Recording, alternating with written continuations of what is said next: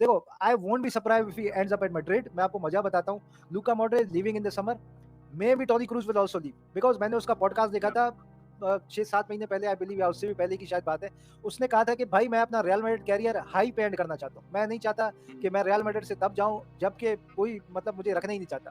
तो वो अपने हाईएस्ट पे है, everybody wants him to continue. और यही चीज़ Yes. पिछले साल अगर आप लूका मॉड्रिच की चीज़ देखो ना, तो इस टाइम तक कन्फर्मेशन हो गई थी कि Modric is staying at the club.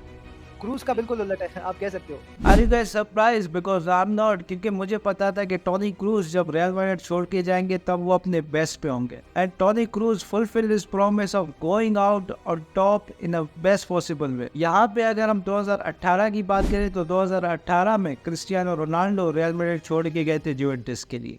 2021 की बात करें तो 2021 में सर्जियो रामोस रियल मैड्रिड छोड़ के गए थे। 2023 की अगर हम यहाँ पे बात करें तो 2023 में Modric, Gareth Bale, Marcelo real Madrid छोड़ के गए थे। और अब अगर हम 2024 की बात करें तो टोनी क्रूज रियल मैड्रिड छोड़ के जा रहे हैं।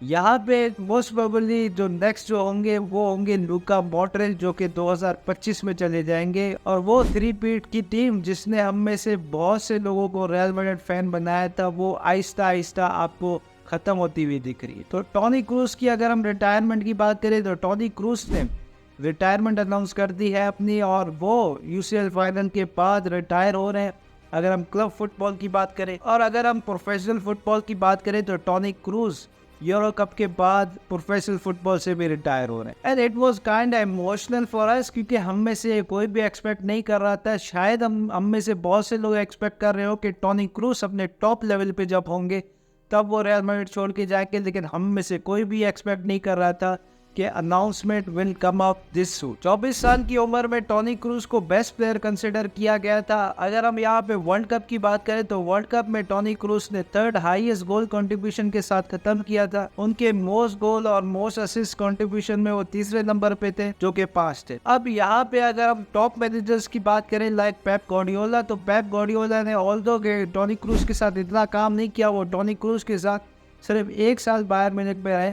बट उन्होंने कहा कि Toni cruise is one of the best player I have ever seen and train. और उन्होंने मजीद टोनी क्रूज के लिए कहा कि Toni cruise he controls real Madrid in a way that only Toni Kroos can.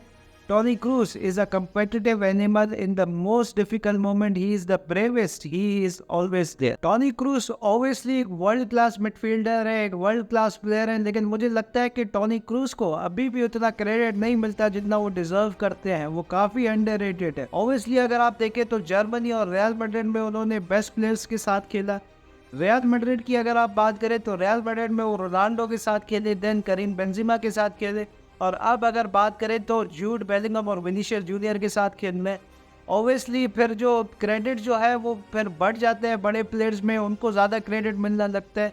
Tony Kroos को मुझे लगता है कि अभी भी वो क्रेडिट नहीं मिला जो कि वो डिजर्व करते हैं। जब से उन्होंने रियल मैड्रिड ज्वाइन की है 2014 की अगर मैं बात करूं तो उनकी हाईएस्ट पासिंग एक्यूरेसी परसेंटेज है ला लीगा पे out of all players in single season he played.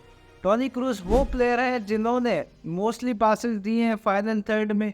UEFA champion league की हिस्ट्री में यहाँ पे ही लीड्स शावी, डिस्पाइट के उन्होंने 20 गेम्स कम खेले हैं शावी से। और टोनी क्रूज ने मोस्ट चांसेस क्रिएट किए हैं अगर आप चैंपियन लीग की बात करें 2017 से, और उनकी क्वालिटी का अंदाजा आप इस बात से लगा सकते हैं। उनके बारे में एक फेमस कोट है, और वो कोट ये है कि टोनी क्रूज का पास गलत नहीं हो सकता अगर टोनी क्रूज एक अपने प्लेयर को पास देते हैं, और अगर वो पास गलत हो जाए तो वहाँ पे प्लेयर की गलती होगी, टोनी क्रूज की गलती नहीं होगी।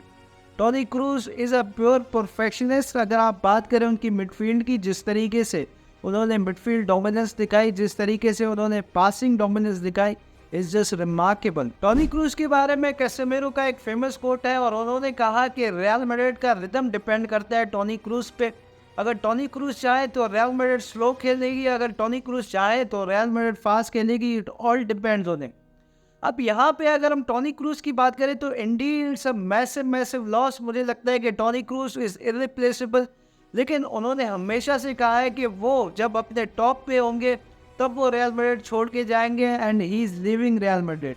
And massive respect for him, क्योंकि अगर आप देखें तो लास्ट स्टेज के कैरियर में जब प्लेयर्स अपने होते हैं तो वो हमेशा अपने लिए ऑप्शंस ढूंढते हैं, MLS और सऊदी जैसे कोई और क्लब का कोई ऑप्शन ढूंढते हैं। लेकिन टोनी क्रूज की अगर बात करें तो वो डे 1 से क्लियर थे कि वो रियल मैड्रिड में रिटायर होंगे, एंड उन्होंने आज अपनी रिटायरमेंट अनाउंस कर दी है, and it's a massive loss for real Madrid. मुझे नहीं पता कि रियल मैड्रिड को किस तरीके से रिप्लेस करती है, उनकी पासिंग एक्यूरेसी को रियल मैड्रिड किस तरीके से मिस करती है, क्योंकि टोनी क्रूज जैसे प्लेयर्स सदियों में पैदा होते हैं और टोनी क्रूज को रिप्लेस करना मुझे लगता है कि काफ़ी मुश्किल है। और यहाँ पे अगर हम नेक्स्ट सीज़न की बात करें तो नेक्स्ट सीज़न में मुझे लगता है कि जूड बेलिंगम का जो रोल होगा वो बहुत चेंज होगा, क्योंकि वो मिडफील्ड में आएंगे, उनको मिडफील्ड चलाना पड़ेगा।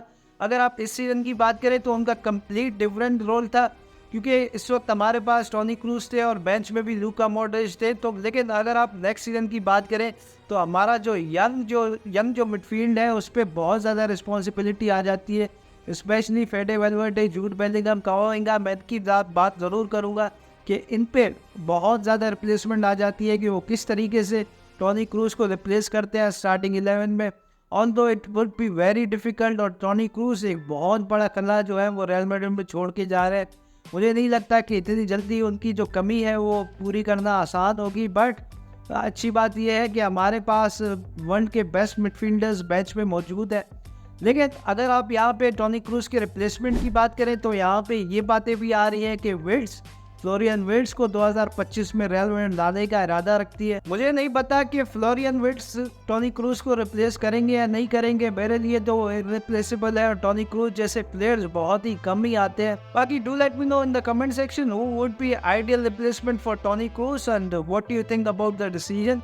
आपको लगता है कि टोनी क्रूज को स्टे करना चाहिए था, और आपको क्या लगता है कि नेक्स्ट सीजन से क्या क्या चेंजेस रियल मैड्रिड को करनी पड़ेंगी अपनी मिडफील्ड में। Do let me know in the comment section. तो मिलते हैं नेक्स्ट वीडियो में, अंटिल नेक्स्ट टाइम, पीस।